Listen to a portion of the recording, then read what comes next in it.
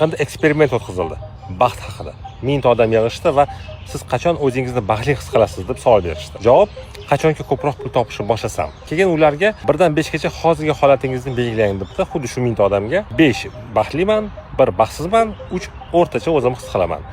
Va javobi o'rtacha javobi hammada 208 chiqdi, ya'ni 3 ham emas.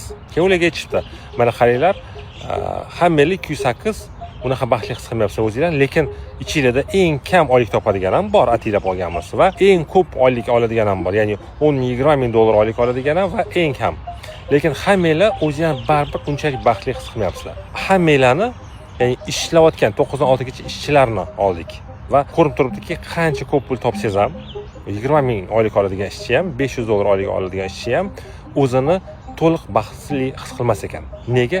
Chunki baribir biz qachon baxtli his qilamiz? O'zimizni passiv daromad olayotganda, ish qilmasak-ku bizga pul oqib tursa va o'zimiz vaqtimizni boshqa bir yaxshi ko'rgan narsalarga sarflasak.